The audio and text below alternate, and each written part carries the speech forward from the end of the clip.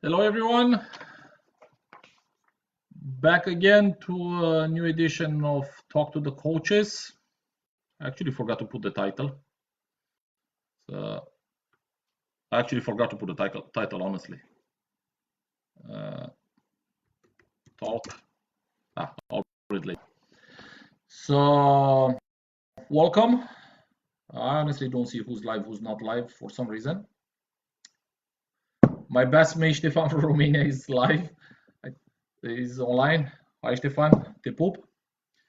Like I said, this edition, I had a few proposals from a few people. They contacted me separately to talk more about mental health and mental approach, psychological approach, and all this gives more around sport and how serious it is. Well, it is serious, but how serious clubs or federations take it and such. Depends from federation to federation. For example, the first topic, like I said, was mental health, and it's taken seriously. Ștefan just said in Romanian, salut, so highlight. So my opinion is at high level, no, it's not. I know they have a lot of psychologists in some big clubs. I know they use a lot of mental health specialists and whatever. I personally trust the specialists, psychologists, psychiatrists, and such. They went to school for a reason. They're good. Now, what a good club can do or a good federation can do, you bring a proper psychologist next to you. You explain the parameters of the sport, let him do a little bit of research, and for him to determine what's healthy and what's not healthy for that sport. But I had the opportunity to work with a few psychologists in the past, officially and unofficially, regarding sport. During high school, we had a pretty good psychologist. She was teaching psychology and was the sports psychologist for the sports school, and Eastern Europe, they are high level performance, all of them. Dwayne was saying he's seen me training in the back garden. I don't know, but this is gonna go mental discipline now, Dwayne. I'm gonna talk about this because this is very important. A lot of people don't realize this is connected to mental health. There are some drills in any sports. They are their pure mental health. Punching a bag, doing volleys at the wall, doing hitting the ball. If you have a nice garage where you're not messing with people and just hitting the ball at the wall and such, this is pure mental health. Everyone knows before training you can catch me stay there for half an hour attacking at the wall, changing my arms and such. For me, it's pure mental health. I'm actually relaxing. That's my way of relaxing before a training, to be honest with you. And I can stay there half an hour easily. I have no problem. But just to go back a little bit regarding how serious it's taken, I don't think it's taken seriously. I had the opportunity to do study a little bit of sports psychology in the past at master level, never finish it. So I'm not gonna brag here, never finish it. All my dissertation, nothing. So basically, if you don't finish your dissertation, it's like you haven't done nothing. But I had the opportunity to work with good sports psychologists like all of them without exception, they were saying they weren't taken seriously. And we are talking to people working with extremely high level athletes. I don't mean Olympic level, not Olympic level, Olympic medal level, which is the absolute limit in sport. There isn't literally, you cannot go higher than that, especially if you're in the major sports. There isn't. So I don't think it's taken serious. I made here a short. I'm just going to read it to you. Michael Phelps, swimming. Imani Boyet, basketball. If I'm pronouncing your name wrong, I'm really sorry about this. Amanda Beard, swimming. Justin Dush. I should be able to read this because I have a German heritage. Duschers, baseball, I'm sorry. Alison Schmidt, swimming. Ricky Williams, NFL. Jerry West, NBA. Serena Williams, tennis. Ronda Rousey, UFC. Dante West, NBA. And myself. What all these names have in common regarding mental health? All of us had depression. At one point, me included, all of us at one point suffered from depression. What you're not going to see on a list like this, sorry, what you're not going to see on a list like this is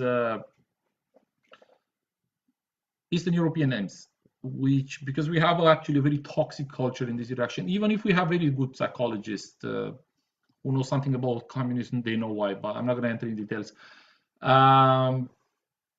But you're never going to see us admit it. I personally had it. It's different ways of you crack under pressure, different types of reasons. I read, for example, Michael Phelps, the same, cracked. What an impressive case was Ronda Rousey. She's coming from UFC, was one of the strongest judoka on the planet, went to UFC. So she was an Olympic level judoka. She had suicide attempts after she lost the title. And a good name, I'm not going to say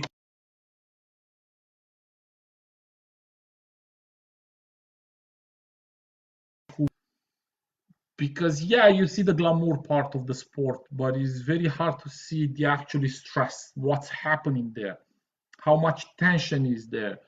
You know, you meet at, I'm gonna go back at all these nice meetings where members of all the Irish federations are going, all of them. I haven't met not even one lad who's not going to these beautiful conventions. But the people you meet there, they are people who are under extreme stress or impose a lot of stress on athletes. This is one reason I really don't like talking nice about these conventions, because I'm seeing people going to them. They're disconnected from reality. And I hate it, guys. I honestly hate it. You go, for example, oh man, we met with everyone from FIVB. Okay, with whom? With that chap. Now, guys, we are in this industry for a long time. We know a lot of bad things that happens behind the stage. And we are asked, and I'm pretty sure other coaches are in the same situation, for us to smile, to be nice. I'm not nice. Who knows me? You know, if I have something to say, I say. That's why probably I have only 2-3 friends in my life, plus Dwayne. Now, Dwayne, I don't know if you're a friend or you're plus, but it is not taken seriously. It's not taking. It's not mental health, mental strength is not taken as it should. And I'm telling you, of course, everything starts from money and from how you're going to prepare yourself from injury point of view. A lot of the mental issues I've seen regarding emotional breakdown, or you want to call it, I've seen it from injuries. You're a very strong individual, you're a very strong athlete, you have a small injury, you don't have a major. When you have a broken arm, that's it, you're screwed. You know you cannot play. But when you have a small injury that not a lot of doctors won't see it, maybe a good physio is going to notice, where you have an inside tendinitis. My good friend Stefan is here, knows what I'm talking about. He paid a fortune at one point to find out what's wrong with his shoulder. Guys, that can be nerve-wracking, because you're heads and your name is going at the bottom of the list until you're out of the list. You're literally out. There's no nice people in sport. I'm only saying the biggest pricks on the planet are the sport managers. There is management in sport are not nice people. So please take that out of your head. I don't care who's in front of you. I don't care if it's your national hero. They are not nice people. You do not run high-level sport because you're a nice person. You can help your interests intersect. Of course, you can support this, you can support that, but they're not nice people. When at bottom line, you're screwed, guys. And a lot of stress comes from here. As Dwayne has a good question, as coach, do you encourage lads to play other sports? Dwayne, this is a big thing, again, mental health. And this is particular for Anglo-Saxonic cultures. I'm sorry, I know somebody's going to shoot me because we are in Ireland. But this is a very big topic for you guys. Ireland, United Kingdom, Canada, and United States. There's such thing as multi-sports. And this is something the kids suffer from this. The stress level, we had it at the squads as well. At one point, if somebody wants to talk about that, they are free to go. I'm not going to make any disclosures here. But There isn't such thing as multi-sport. Multi-sports destroys mentalities. Multi-sports destroys the soul of an athlete. What you're going to find, Dwayne, is complementary sports. You play, Dwayne, you're good at grass hockey. Now you have somebody coming from ice hockey. He's going to have fun playing grass hockey. He's going to play very, very intense grass hockey. He's not going to be as good as your lads or whatever, but he's going to play very intense. His eye is there. I'm 100% sure. He's going to be very connected to what's happening there. He's never going to be able to keep up with both of them. It's impossible. Once you pass the age of 14, 15, it's impossible. And I'm telling you something. Even when you reach at the age of 14, 15, if you're not a player, and I mean not leaving aside stupid jokes, if you're not a player, you're not going to be in the program. And this is something a lot of people kind of forget about high-level sport. In Ireland, volleyball is not a big sport, so selection isn't that high. Jesus Almighty, you're going like this. Romania volleyball, going like this. Even if Romania volleyball is going down the hill, France volleyball, boom, you're going like this. That's a lot of sport. You break your leg in grass hockey, who cares, Dwayne? Do you think a coach will listen in ice hockey? He doesn't care. He's going to bring another player. Now, if this chap was playing in Canada for 3 million euros, fun? No, you had fun with 3 million euros. Now, have a nice life. So a lot of injuries arrive from this.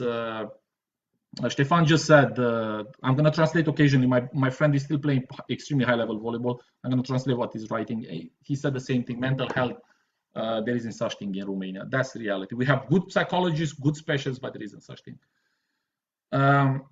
And I've seen so many kids stressed about this. Go there, come here, go there. I have multi-sports, man. There isn't such thing. Guys, there isn't such thing. It is our job as coaches, I don't have kids, as parents, to realize what is the direction which the child likes, and another thing which is suited for him. Because you might want him to be a forward for rugby. If he's like this, I don't care. He's not made. I don't care how much he wants it. He's not made for that. So it is what it is. You want to be a middle blocker in volleyball. Wow, nice, man, I'm fast, blah, blah. How tall are you? 1m90, 1m92 my height. You're not going to play. You're simply not going to play. I don't care what people are saying. You are not going to play. Only if somebody breaks a leg and they need an extra player there, then you're going to play. Otherwise, you're not going to play. So, and all these things, guys, affect a lot your mental health. Matthew Anderson, in 2014, if I'm not mistaken, I have here Matt Anderson. Sorry, I have his article here in front of me. I think 2014. Yes, I wasn't wrong. In 2014, Zenit Kazan, for all of you who know, they tell me, I don't care what they say he's making 800. Guys, that fellow makes a few million euros there. It's Russia. Everything is under the carpet when it's about money. He went home. And he said clearly, it's not because of my the other players, it's not because of the management, not because of the coaches. It's too much volleyball. That's what he said, too much volleyball. He needed a time to recover. And I remember very well this case. He went for 6 months. In Eastern Europe, a lot of people made fun of him. Western Europe, you guys, to be honest with you, you have more empathy than us. And the approach, he was welcomed. I was surprised that Zenit Kazan accepted it, knowing what I know about the mentality we have back home. But they accepted. 6 months, he went detached. Like he said, he wanted to find the love for sport again. And guys, when I say love for sport, it's a lot of work. It's a lot of pure pain. This chap hasn't seen his family in I don't know how long. Just for you, the likes of the lads who want to come at the squads, and they're telling me that his granny's birthday party or whatever. That's why they're not coming to my trainings. Or my mother she's gonna be 50. I have to be there. No, you don't. Grow up, guys. I'm sorry, but grow up. This is something that this mentality, if it's going clash like this, you want this, but you want this as well. It's not gonna happen. You can help it, you can accommodate it sometimes, but no, it's not going to happen. And it makes havoc through the athlete community, guys. The fact that people don't know what they want, the fact they don't realize they need to make some sacrifices, and you don't make sacrifices, it's a lifestyle. So I didn't miss going out with my mates. I was staying home to rest because that's my life, because I have training in the morning. So I haven't done a sacrifice. That's my life. I haven't gone out with I don't know who because blah blah blah blah blah blah. No, that's your life. That's what that is. This is what you chose. So because I'm gonna go back. What Dueno? Sorry, Dueno, you asked something. Katie Taylor plays soccer for Ireland. Kerry play cricket and hockey for Ireland. Okay, I don't want to insult Irish sport, Dwayne. That would never happen in major Olympic countries. Never. The competition is too big. She's a great athlete. Once she trains in one direction, 100% sure she will take it. I know for a fact, I know personally, a lad from Romania, gypsy lad, brilliant, one of the best volleyballers I ever met in history, guys. He never ended up being a player. Stefan knows him. Never ended up being a player. He went to a professional football club, guys, knocked at the door. First division in Romania, where the championship, it is what it is, serious money. Knocked at the door. Tryouts, they took him like this, guys. You cannot have two high-level careers. You cannot. It is impossible. What was in the, I remember people, well, on my time, well, in your time, the intensity of the trainings weren't like now. In your time, the number of competitions weren't like they are now. The stakes weren't as high as they are now. I'm sorry, but it is what it is. And all these big athletes, you see, all these big names, if they go to other sports, they will make it. And they are going to be very good at it. Why? Because that's what it means to be a sportsman. Because Dwayne was making fun of me punching the bag, and yeah, guys, I'm doing martial arts in my free time. I'm not brilliant at it, but I'm not bad. I can promise you, I don't mind going in the ring. That's why, because the coordination as an athlete is there, guys. I've done sport all my life. My eye, hands, arm, surrounding coordination, it is there, guys. So somebody who actually knows what he's coaching is telling me this, that, I'm gonna make it. I have no problem making it, guys. Stefan asked the question, guys. I'm just going to translate it a little bit. In Romania, athletes don't have a strong mental health, is true. They have to be managers, doctors, psychologists, mother, dad, only sport. Yeah, that's true. A lot of championships are like that, guys. You have to think about your contracts. You have to think 2 steps ahead in your contract and go back to your training. Then find a good doctor to help in case of shoulders injury, knees injuries. Then find people to help in different situations. It is what it is. All the volleyball players I helped, including Stefan, when they were next to me, I was teaching everyone to have a tactical thinking about their life, how to organize their life a little bit. For example, there was an incident that I'm not going to give Irish examples because I don't want nobody to explode in my head, but I'll give a Romanian example. A few athletes were Olympic handball players, big lads, handsome lads, all of them, full of money, a lot of money in handball. They went at a party in a nightclub in a small village. Guess what happened? Of course, they had a huge fight. People sent to the emergency room and such and such. It wasn't their fault. And the manager of the club asked one question: why were you there, guys? Well, we were celebrating, we weren't drunk and nothing. And I say, yeah, but are you aware that all of you are over 6 foot, handsome lads, big lads, and a lot of money? What did you expect was going to happen, guys? So, guys, your life is finished from this point of view. You want to party, you call the club, we organize something for you. End of story. Now, guys, a normal person has an evacuation, psychological, mental, whatever you want to call it, evacuation valve. Pressure, you release pressure. When people know you, when you're a high-level athlete in your community, you don't even have to be outside world level. It's very hard to have one. Everyone is watching. Everyone is judging. Everything you do is under the scrutiny. Doesn't matter your junior level or senior level, because you can be 14 and be very high-level athlete. We are going to go back again on that. 14, you can be a serious athlete. sportsman, sportswoman, whatever you want to call it. So all these things affect in enter. Bork is one of the few Irish athletes who have an Ireland winner medal in both Gaelic football and hurling. Okay, now let's go a little bit like this. Again, I don't want to be mean. I met Shane Ross, who was teaching history and religion in in one of the schools I was working. He was playing the same high-level hurling, high-level Gaelic. Here's what happened to him. His biceps, I never heard that injury, because of fatigue, literally unglued from the bones. You gave me an example of somebody winning a Gaelic tournament and hurling tournament, which is okay. But I'm sorry, but that's a very low local level. I can give you an example from Romania who won Olympic level, who went Olympic level in volleyball and in handball. Good luck making that. I will take the entire GA community. Good luck making that. The guy used to coach, I forgot his name, so I'm sorry about this.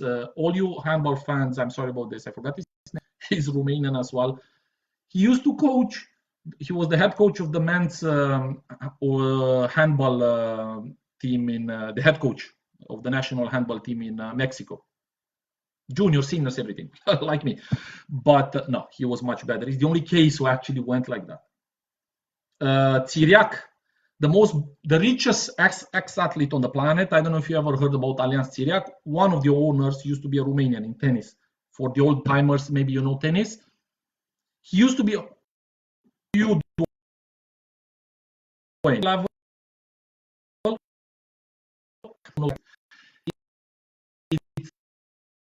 You cannot.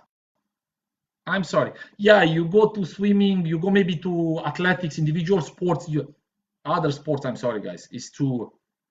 Everyone is simply too good at their jobs, and so every now and then somebody brings an exception from the rule. These are extraordinary individuals. These are individuals who cannot talk to 99.99% of the people. Why? Because they cannot relate to him. He starts saying a story, everybody, you can't. And he's not going to talk to you anymore. Yes, he can. These are people who cry, bleed, and still train. We are going back mental strength. What is making your head being so strong? First of all, training. What kind of training? What is the purpose of training? You go, let's just say, in Suceava when I was training my first senior team, 378 steps. I was doing 7 sets, 10 times each set. So you calculate how many steps. Now, a lot of times there were other athletes from other sports next to me. You just went hype. Sometimes you didn't even salute it. Mind your own business and just run on the steps. Now, what I can tell you is almost all of them, guys, 376 or 78, Jesus, oh my God, I forgot them. I'm actually trying to forget those damn steps. We're stopping. Boom, boom, boom, boom, boom, boom, boom, boom, and the last 2-3 steps. Guys, that's the difference between a strong mind and those last 3-4 steps, guys. You push harder. That's breaking point, guys. That's everything you have inside your soul going out the window. That's the breaking point. When you meet this level, this kind of athletes, when you meet, like we had Vladimir Grbic here, I'm always saying, if you do not understand in 10 minutes of discussion with Vladimir Grbic, but when you talk about volleyball, nothing else, why he's an Olympic champion and why he's Vladimir Grbic, you should search for a different profession. Sport is not for you. I'm sorry, it's not for you. It's simply not for you. So that's what I'm saying. And a lot of these lads keep it very intense. I've done it. Stefan has done it. You're very focused there. There is nothing else in your life. You're that target. And a lot of things can happen. Like we had the virus now, the quarantine. Guys, this is an absolute disaster on the sports community. I do mean the top community. I don't care about the roots now. The top guys. You train. Imagine these guys train years to go to Olympic Games, to get a phone call, you're not going. Do you think their training started in September to prepare for the Olympic Games? Guys, these lads programmed their Olympic Games from the age of 8. 8. If we have any Polish lads now live, you can Google it, and I'm pretty sure you know about this. The team that's destroying everybody now, they started from the age of 8 centralized training. They changed around 15 to 20%. And when they missed their first target, European Championship, it was a national disaster, guys. Then they come back and killed everybody. But that's beside the point. It was a national disaster. These lads were centralized there, programmed to reach that target and destroy everyone. Guys, it is a stress, off-chart stress. And we are talking about young individuals, very young individuals, because this is, a lot of people don't realize these are very young individuals. By the time they are 20, I used to say, mate, I'm 20, but my age is 50. By the age of 20, I learned, I experimented more things than people do in a lifetime. And I'm not unique. Everyone can confirm went in this direction in life. Guys, from the age of 7, I had 2 trainings per day. 2 trainings per day, guys. There was no option. There was no universe where I was missing a training. I can tell you now, the only times I missed trainings when my disease acted and I couldn't walk, I was still going and doing something in the gym. There was no option for me not to do my training, guys. There wasn't. I couldn't conceive something like this. Snow, so what? Start walking, mate. Mountain, because we are going to go now to training, mental training. Mental training usually comes from physical training, guys. Sorry, Dwayne has a question. Does the men's squads have a sports psychologist at the moment? If not, is there plans to have one in the future? Dwayne, the problem is people don't want to work for free. And this is a hard work. This is very hard. A sports psychologist, to be efficient, has to be with you there. So it's not like, okay, I saw a few lads, I won't accept any advice from a sports psychologist if he's not there in camp with me, because that means he wants to see what's happening. To analyze the lads, analyze me, because from my experience, the first person that's getting the slap from a sports psychologist is the coach, is always the coach. Just for people, because you bring them to the team, yeah, but you're part of the team. Everything starts from you. And they want money, Dwayne. I'm pretty sure at one point somebody will say, yeah, I will do it for free. For how long? Because you know how we train, Dwayne. Our trainings don't stop. We have people who don't like me because blah, blah, because I don't stop. These trainings don't stop. So because of this, I have people, well, all is blah, blah, blah, I had this, I had that. That's what I'm saying. I have no excuse. There is no excuse. You have to be here with everyone. I haven't missed, I don't know, you can ask the lads. I never miss trainings. I've always been there. And that's what I will expect from a specialist, because otherwise he wouldn't be able to analyze a person proper to make a behavioral plan. Because now we are going, you might have children who have a very bad social situation at home, homeless, family problems, health problems with some family members. Those are very complicated things. All schools have behavior plans for this, and sadly in sport we don't. I rely a lot on the help of Declan. I'm always calling Declan to advise me on a lot of things. He's our children officer as well, but I'm always calling Declan, was this a good decision? Or I want to go in this direction. But I would like to have one. I would listen to, of course I would listen, because you're building something, you have to build something very solid there. And I don't see no one staying for free, Dwayne. Honest to God, I'm not seeing that. But imagine this. I don't know if Stefan is still live. Stefan, if you're live, you can still say hi. My friend Stefan broke his knee twice. We are not talking about playing against Aer Lingus, no offense, lads, or Masters coming there telling you how good they were and how bad were you guys. We are talking about somebody actually making a living from volleyball. He snapped his ligaments and meniscus, all of them at the same time. Do you realize the mental stress on your head when you reach at that level? And the worst part is, after 1 year, snap the damn things again after operation, because he was playing. Yeah, hi Stefan. So do you realize the mental stress there? Now look, we are friends. I was friends with him. We went for pints, we talk with this, but not everyone has somebody to exchange words. That's why I would like to have a psychologist, because sometimes people just want to be left alone, and that's a good thing. Just want to take my tea. uh, People just want to be left alone, and that's, you need to know when not to push back in school. Anyone who has ever worked with children in schools, you know that sometimes you get a timeout and mind your own business, let the kid go on his way, and after class you have a chat with him. But yeah, we should. And another thing, a lot of the mental problems I've seen, guys, and depression, my depression started from management. The management, I was toilet paper.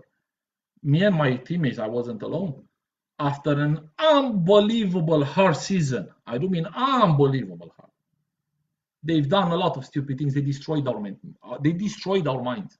Literally destroyed our minds. And that's why you see me very aggressive, and everyone can confirm this, and I know I'm very aggressive when decision from management come in my direction without me being told first. Because I know I can take them. My skin is thick enough.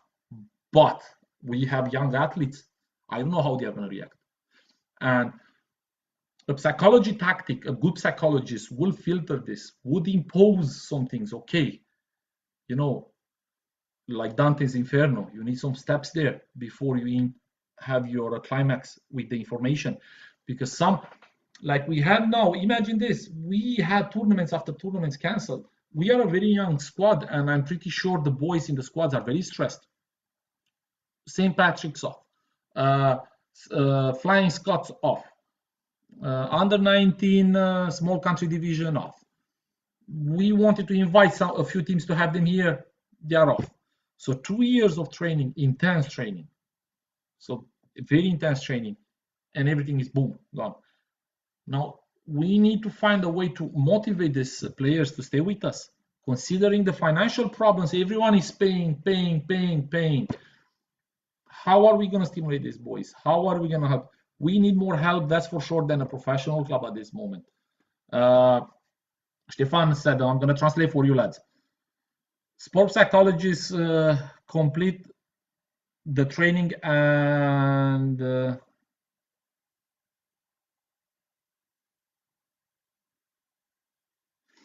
they exaggerate on the mental part. That's the idea what Stefan is saying. Yes, I've seen this as well. They come and they take it, we need to be like this. No, don't be too aggressive with him. Screw that, lads.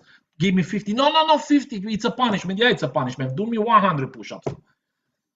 That's why I'm going back to my message. You need somebody who understands sports. Somebody who understands the mentality of your athletes. Somebody who understands that these people are here knowingly, with full knowledge that they are going to hurt themselves. High-level athletes, all of us have pain. Vladimir Gerbishwan was here, said, lads, if after the age of 30 you wake up and you have no pain in your body, you've never done sport. You've never done sport. I'm the same. I don't even know where I'll in the morning I'm doing my exercises just to unlock myself, and that's it. Because it is what it is, and a psychologist needs to understand this. Not being overprotective. It's not there to protect, it's there to support the athlete, to give him a foundation for him to push himself, for him to have knowledge when to stop, when it's okay to push, to give him the ropes, the directions where he's supposed to go. And it's a good thing. Like I said, I worked with psychology when I was in high school, and it's a good thing. You don't even realize how much help you get until you have it, or when you lose the help, to go on the other extreme. So, but like I said, all of these names I've seen here, all of them, the description they put it regarding their depression, with a few small examples, because they actually had a condition. All of them, it was from overtraining. It's overtraining brings depression. It's like anxiety, guys. Brings depression. It goes hand to hand. Overtraining, when your body starts being catalytic, I hope I'm not pronouncing wrong, burns energy, burns everything. You can't rest, you cannot sleep, you cannot rest. Your mind is still connected. So basically, instead of resting, your body is still fully connected to burning energy for your activity, and that's a bad thing. That's bad planning. That's very bad planning or very long seasons with no consideration for the athletes. And it happens when you have no reserves in volleyball, for example. You have your six lads, and boom, boom, boom, boom, they play, and your reserves, which are not reserves, everyone is a player in that. You cannot replace the lads to give them a break a little bit for their minds to relax. And I will go back now to what you said about multi-sports, Dwayne. I know I'm making out of brackets, guys. Complementary sport, because I support what you said, but in a different manner, Dwayne. Complementary sports are pure mental health for high-level athletes. If I'm a high-level volleyball player, the season is finished, let's just say around May. I would prefer to play basketball during the summer for fun, but I used to play street basketball. A lot of street basketball or swimming and such like this than to play volleyball, because your mind is disconnecting from everything that's volleyball. And if I'm not mistaken, a lot of high-level clubs in different sports, by contract, you're allowed to play your own sport until you're called back, just to be able to release the pressure, for the mental pressure you gain during the season.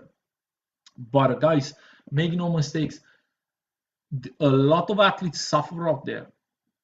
So I remember asking 60 years, give me clues regarding, let's just say, the beginning of a depression in high-level athlete. I'm talking about serious athletes now. And about what depression? Because they have a lot of women. We are talking about men now. So ladies, I'm sorry, but this was the discussion. So I don't want to insult nobody here. It was, oh, well, they have a lot of big cars. They have a lot of women's live. They go there. And my question was like this. Okay. So do you think that it's okay for a lad the age of 20, 25-ish, between these brackets or whatever, to have let's just say 5 to 8 sexual partners per month? All of them, yeah. I say, why? I explain, why it's so cool. I say, explain me the terms, why? Everybody choked. So why would you have so many partners? For what? Everybody choked. I said, guys, I wasn't making jokes. I said, explain me the logic behind it. It is a sign of depression. It is a way of deflecting from the problems you have. It's a very common deflecting tactic used by high-level athletes, men and women, jumping from partner to partner because you have no roots. You don't share with the person next to you. You don't give a shit, let's put it like this. You deflect a lot. There is no connection. There is no roots there. The second questions start to come from the other part. You went to the part because you don't want them. You don't want that level of engagement. And that's a major sign. Now we can go to alcohol. We can go to drugs. Alcohol, guys. I don't know if Dwayne wants to engage with me on this, but remember the old generation. The alcoholism level between them was massive, folks. Massive. Why do you think so? Everybody was drinking like water was poisonous. I swear to God. So that's another sign. Eastern Europe is destroyed by this thing. Absolutely destroyed by this. You see athletes at the end of the championship, guys, not drunk, morbidly drunk everywhere. The same, because there is no switch off. There is no let's take it easy a little bit. The clubs don't take the lads or the girls, whatever. Okay, let's talk about what's happening here. Okay, we finished the season. Let's have a release moment from it. There isn't. I haven't met yet a club like this, guys. Honestly, God. In the past, they used to have training camps with families. I don't know in Western Europe. In Eastern Europe, they have them where the athletes used to take their families with them. So you've done more or less maximum one training per day, but your family was with you. Basically, that was a holiday. But that was a release valve, guys. Your family was there. They had to, or girlfriends, whatever. They were allowed to bring girlfriend or wife, children as well. But that was a very controlled environment. I don't know who made that that type of training, but he knew what he was doing, or she. I don't know. I wouldn't be able to tell you because I don't know from where he started. But that was a very good release valve. Training camps are not that fashionable now because they can be very dangerous from physical training point of view, and because of you can lose a lot of money. Managers, and this is another thing, they don't let the athletes train there. Stefan said gambling, and he said adrenaline, because going from one partner to another is like gambling. It's adrenaline rush. It's there. You can't stop it. You need it. You need to take it. You need it. It's serotonin, like when you eat junk food and your entire body goes, oh. It's pure toxic, but you're relaxing because you love it.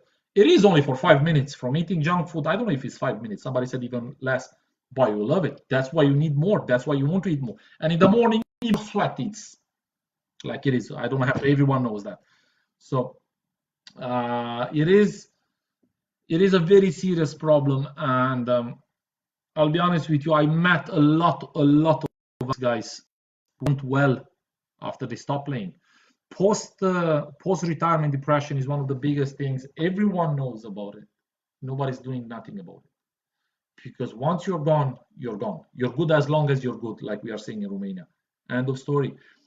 And this is something I would like to see every federation to have something for people who say, okay, I'm not playing anymore. Keep in touch with them. See what's happening. See, are they well? Because I can promise you, if they play high-level sport, you're still connected. I never understood my junior coach when he told me about the backpack story. Basically, him and his friend were walking on the street after they stopped playing. And at one point, both of them stopped, looked at each other. They said, Tika, something is missing. What? And they were, what? They were checking their pockets, their bag, guys. Their entire life, they had their bag with equipment on their shoulder. And at the age of 35, 38, they stopped. They couldn't conceive walk on the street without having something on their shoulders. Because training back twice per day, sometimes 3 times per day. Even a silly thing, even this kind of small things. So I would love to see some serious programs regarding people who stop playing, because some people, I stopped around 27. Guys, I had no direction in life. I was college educated. I knew a few things. I had more or less a profession. I was a teacher by profession by then. I had no direction in life, guys. I sat in a chair with a friend of mine. He's a psychologist, and he said, like, he went for an interview. He finished psychology, but played the same professional sport. He went for an interview as a sales assistant, and they asked him, "What do you know? What exactly are your job skills?" You know, and he stayed and think, "I know how to hit a ball." So just to put it in perspective, joke aside, but that was the reality. So because I'm seeing a lot of people saying, I'm jealous. I want to be with those high-level athletes, with that environment. Guys, in a high-level environment, if you've never been there, it's a nightmare. If you've been there from the proper age, learn to take the good thing, because there are not that many positive things. Most, they are negative. But if you manage to take the positive things from high-level sport, it's a beauty. I loved it. And I know I'm gonna make this till the day I'm gonna drop dead, But it is not for everyone. And this is what I'm telling parents when they're bringing kids. I say, look, I'm training them, but my program is in the direction of high level. I'm gonna raise the level until somebody quits. So I'm sorry, but look, I will shake your hand. I don't mind if you're telling me, but this is how I work. Leisure activity, PE teachers. I work as a PE teacher. Bring him at my PE class. I will work with him. But it is what it is. Roman from the squad asked for a mental approach to training. We should talk about what it takes to play international level: commitment, sacrifice, behavior, preparation. Other people will see it, so they should know how serious this entire thing is. Emotional effort, stress management involved. Now, Roman put a very pertinent question. I asked a few of the squad's members to send me messages. You don't play international sport overnight, guys. You're not a volleyball player at the age of 21. You're a volleyball player at the age of 1. You are who you are. You're not an athlete like we see in Romania, sportsman, sportiv. You're not a sportsman because I don't know what coach found you. Is who you are. In Eastern Europe, when you say sportive, sportsman, it's time out. That's it. The debate is over. Everyone knows who they have in front of them. I'm sorry, but that's our culture there. They know they have somebody who once starts with something, he's not going to stop. He, she, doesn't matter. They won't stop until the job is done. That's how we are. That's how we are built to be. It can be a good thing. It can be a bad thing if you cannot switch it. But the mentality for international sports, it's one thing. One, keep yourself healthy. That means self-awareness, because we are going back to mental health. All injuries, guys, 90% of the injuries appear from lack of focus in the wrong damn moment. Lack of focus when to say, no, I had enough. I can't push myself more than this. So just to step back a little bit, recover a little bit. Even maybe it can be 1 minute to recover, or it can be 1 month, or Matt Anderson, 6 months. That comes from mental health, guys. That comes from a healthy sport and healthy mental education to realize I reach my breaking point. Not think is my breaking point. It is my breaking point. And this is what makes different high-level sportsmen and sportswomen from the rest of the population of the planet. We are in this for breaking point. It is a thing of beauty when you know you've reached it, and you can be proud of yourself. But you reach it at the wrong moment, you are going to carry that till the day you die with a serious injury. I popped an ankle, guys. I do mean popped. I was black like this, guys. My ankle was like this, big and like this. 1 point before the set was over. Do you know what was the score? 24-11 for us, guys.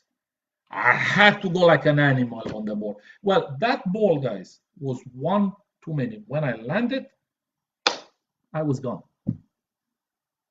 4 months of physiotherapy. I do mean extreme physiotherapy, not I do mean somebody popping your ankle, pulling it back, pulling it out, put it back. Those are, who knows, who work with this kind of physiotherapy, they know what I'm talking about. It's not pain, guys. It's extreme pain. And another thing, we are going back about what Roman said, what it needs to be an athlete.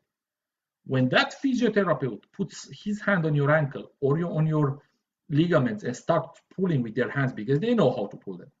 Guys, that pain, it's when a doctor asks 1 to 10. Now that pain is you just pissed yourself. That's the level.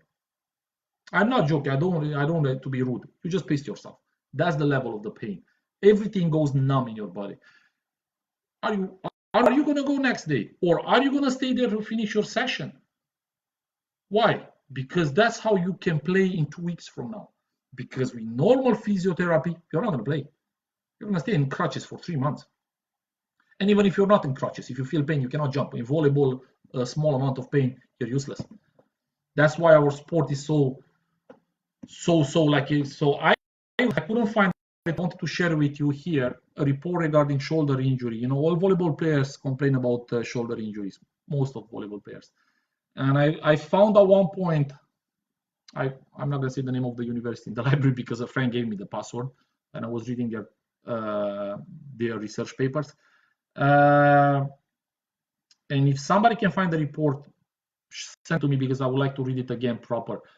That at the Dutch Institute of Medicine, they found they were doing tests on volleyball players, and 1 in 5 or 1 in 10 had a blood clot in their shoulders because they couldn't understand why the pain was there. I know there is your nerve from behind, it's putting pressure here. That's why you see people. There are a lot of these kind of things. But that's a lot, guys. I don't mean that's a lot. And they've done a lot of extensive research until they found it. So the mentalities, the true sport mentality kicks in when you need to go for recovery. How hard are you going to push yourself? Because anyone who has done recovery knows that's pure ambition what you're doing there. So uh, I wanted to talk something about abusive coaches and results. Um, Anyone who work with me know I'm always giving an uh, an address, Positive Coaching Alliance. If you want good materials, guys, use them. They have beautiful materials there regarding coaching.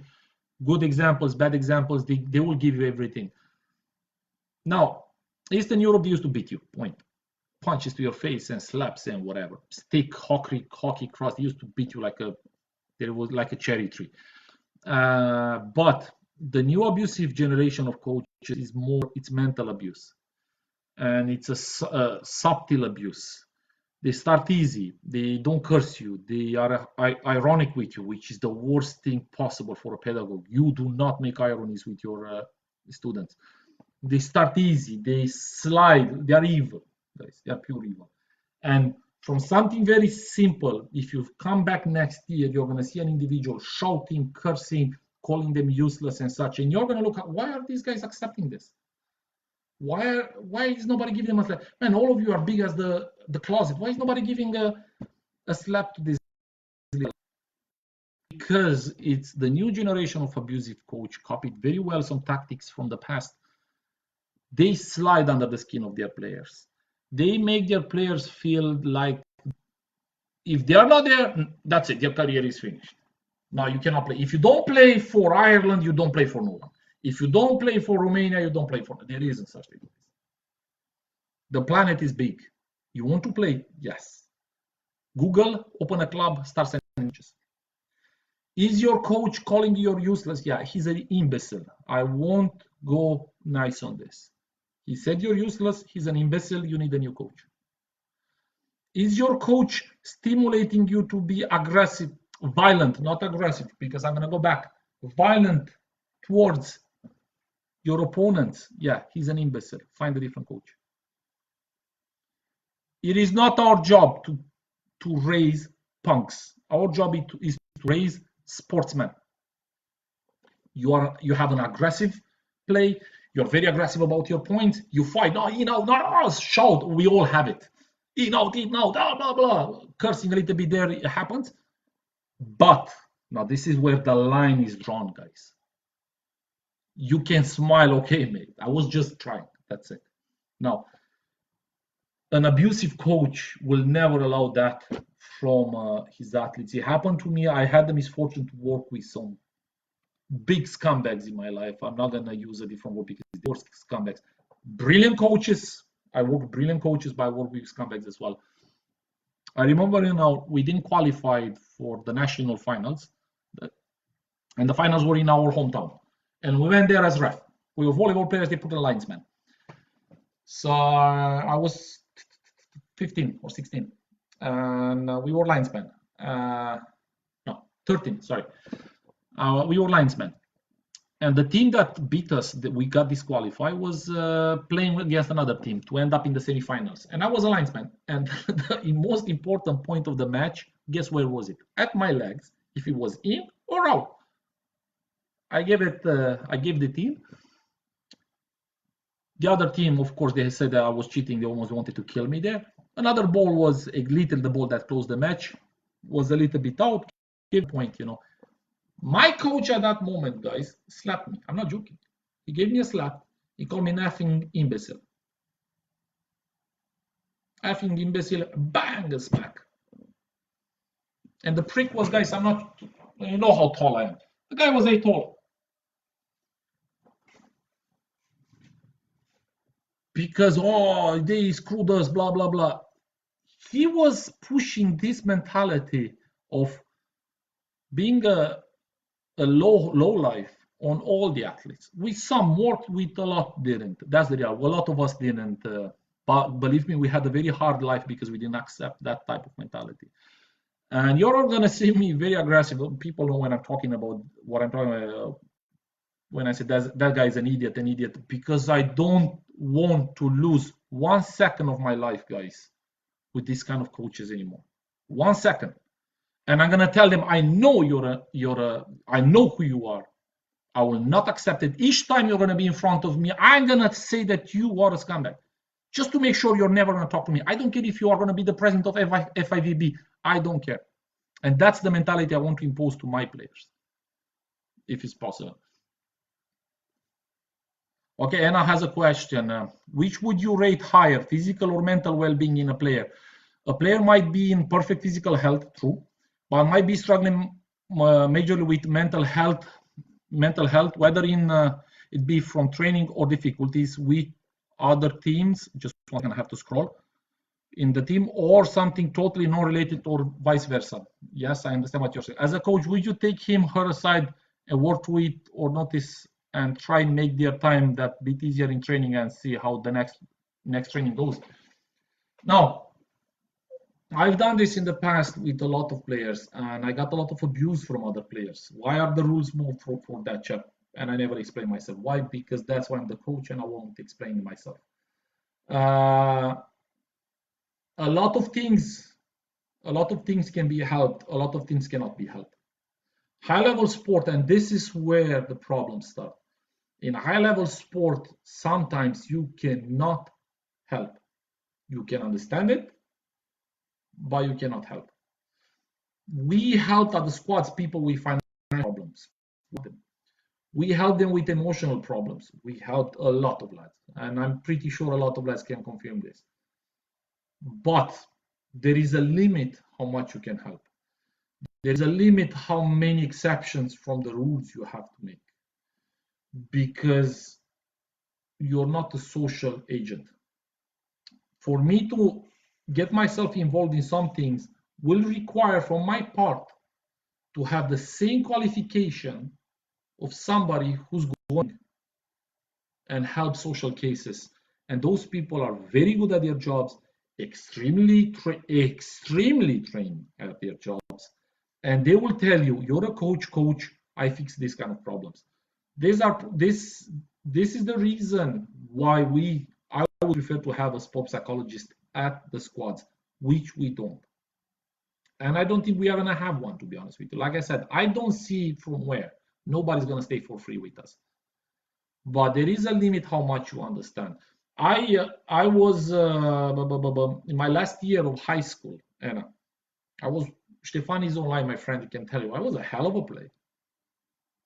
I got Reiter syndrome, which is a rheumatologic disorder, whatever, you can Google it. I couldn't walk. That's it. My career was gone. Gone. When I'm saying gone, it was gone. 4 months before finishing school, I started feeling, well, I shouldn't say this. I enter in a fight and I run after somebody and I realize I can run. I was so happy I could run, I forgot to have the fight with that chap. Honest to God. I know it's a silly story, but it is what it is. That moment, I started training like an animal. Like Garrett says, donkey work. Like an animal. I cannot even describe it otherwise. I went to college, played with lads who had no chance in this galaxy to be on court if I was there and they were there. Why? It took me 2 years to recover. 2 years. Now, or was everybody bad at those clubs? No. They needed players. Can you blame them? No, they knew my potential. The door was always open for me. I remember I started training with them, never with the team, if I remember proper. 8 months, never traveled with them. After that, they started taking me with them. It took me 2 years to catch the court. That's how much it took my recovery. 2 years. Physical, emotional, mental, I had them all. All. When you knew who you were and how good you were, and you see you couldn't play at the same level, somebody at the age of 17. Guys, that's I don't want that feeling on nobody. But at the end of the day, the club needed players. They were nice. They were shaking me jokes. We went for pints, have fun. But when game day was there, the reality is they needed players. They need somebody just to have a nice shirt on them. They needed players. And I was lucky that I was in a sport environment. I had, and like I said, in Romania, everyone knows, all athletes, kind of sports people know each other from different sports. And because I was in a sport environment, I never dropped the ambition level because I was looking at the lads left and right, left and right, left and right. Man, I can't. I can't. I have to be like this. This is who I am. So I I've been through some major problems in my life. Major. You have Stefan online, which is one of my best friends. He knows them. Christina in next room knows them. Not even my family knows them, guys. Why? Because I chose not. It's not their business. So when you, that's what I said. But I had who to talk to. That's the reality. Because I was telling you about my depression moment. My second year with Volleyball Club Brasov, guys, I was staying at the line, and now you saw, all of you saw me serve. Before my injuries, I could jump serve. I used to demolish the ball. Guys, I was staying at the bottom of the court, ball to serve. I was not able to serve in a straight line, guys. I was serving like this, and all the volleyballs were going like that. I hit, even now, I remember. Cristina Niagu for sure won't remember. She's the best handball player in the world. I managed to hit her in the head, guys. She was watching our trainings because they were waiting for us to finish. And everybody, guys, do you imagine the embarrassment in that moment? Women's team watching our training. This goes, instead of going like, but my arm was going like this and hit the one of the. She wasn't at that moment the best player on the planet, but she was by far the best in the championship. Guys, imagine the shame. Everybody started making fun of me. Guys, I could not serve in a straight line for 3 months. 3 months. Adrian Pustiu was one of the best coaches I ever met in my life. One of the best people I've met in my life. That's why his career was destroyed. I'm not going to enter details why, that's for the Romanian Federation, but an absolute unbelievable character. You know what he told me at one point? He took me aside, mate, the comedy has to finish. That was a signal that I was going to put my shit together in 2 weeks or I'm gone. We are talking about an individual with a real personality, with real passion in protecting his players now. I can dare you that you won't find in GA maximum 3-4 coaches like him. Maximum 3-4 coaches. These kind of coaches are very rare. And even that's it. Why? He needed a player. 12 players, I was keeping the position blocked. He needed me for my qualities, but not for the way I was playing. So with major efforts, easy, I started coming back. I had a little bit of a break. We played against an unbelievable strong team, and I managed to make 15 or 16 blocks against some hell of a players. And I started coming back a little bit. That was a major boost for my personality. So, but I was still not able to serve float service for another 6 or 7 months. I was serving jump service because it was easier. Boom, it's great. And so I used some small tricks until I managed to get back in. So it is what it is, and that's what I said. You have to take care of yourself. You have to take care of your life. You have to organize yourself. Some tragedies you cannot control. But at one point you have to say, okay, what is my decision here? So in which direction I'm gonna go here? Because like I said, I work with coaches couldn't give a shit about you. Small mistake, you're out. I had they brought a different player in less than 4 months. Less than 4 months, they didn't need me. I wanted to go from the club. They didn't want to release the contract. So why are we keeping me here? They didn't care. It was an ego for them. What do you mean you go to a different? You're staying here. Yeah, but you don't want me. You don't want to pay me first because they didn't want to pay me. You don't want to. So it was an ego. Yeah, and I left Volleyball Club Brasov and was one of the best players on the court there. But was a hell of a trip to change clubs. Hell of a trip, I'm telling you now. But I said I'm going to make this. I've done this. When I stopped playing, balance things, and I just stopped, because like I said, I wanted to talk about results if they are important. Yes and no. Results are important and they are not. If you reach at Olympic level, you qualify. You have the first Irish gymnast in history qualified. Now, is it important for him to take a medal? No, he accomplished his target. First gymnast in history in Ireland to go to Olympic Games. He accomplished something bigger than anyone else. Is it important for him to win? No. Romania in gymnastics, we didn't qualify. Believe me, that's going to be a lot of people are going to fly from there. Is it important to win a gold medal? Yeah. Why? Because it's Romanian gymnastics. You have Brazil in volleyball. Is it important to win? Yeah. Why? Because it's Brazil in volleyball. If we qualify for the Olympic Games, God help us. If we qualify, is it important for us? No. Jesus Almighty, just to qualify there, how many matches are we going to win? Oh. We go to the European Championships, probably in 2 years from now, by my calculation, 2-3 years. Is it important to win matches here? What do I want from there? I don't want to see any less than 15 points per set, which means you played volleyball. You have friends playing against us. Is it important for them to win? Guys, if they don't win against us, the coach and the entire team is sacked. So depends how you see these kind of things. High level sport is you're playing with your mind. Like those jelly things kids have. You can pull them, you can whatever, and they break.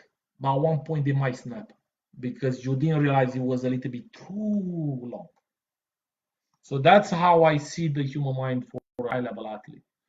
So I don't know about how other people are gonna see it, but that's how I see it. That's how I saw a lot of athletes.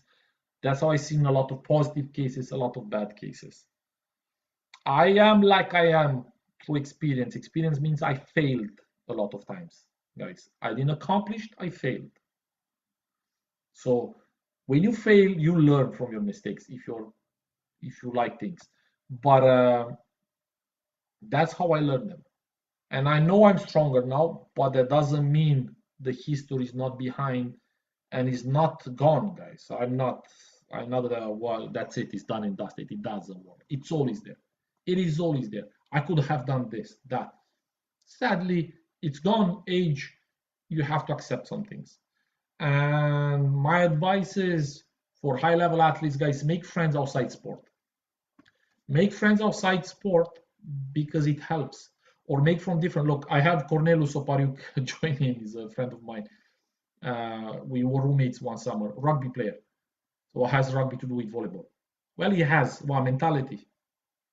You can talk about sport, but you can leave your sport alone a little bit, and it helps. It helps you relax a little bit. It's nice to see how other sports perceive things. For example, rugby, judo, other contact sports, they have a lot of injuries. They accept injury more easy than we accept in volleyball because we don't have them, but we have them a lot. So it's a good way of learning from these kind of things. I have a lot of friends from different sports, which helped me. I don't know how most of you are, but believe me, it works. So I hope you enjoyed Dave, te pup. I said I kiss you in Romanian. So I see this was a long podcast, guys. So I'm gonna have a cup of tea. I'm not gonna have coffee because I'm gonna do push-ups all night long. And see you next time, guys. I hope you enjoyed it. Okay. So bye bye, guys.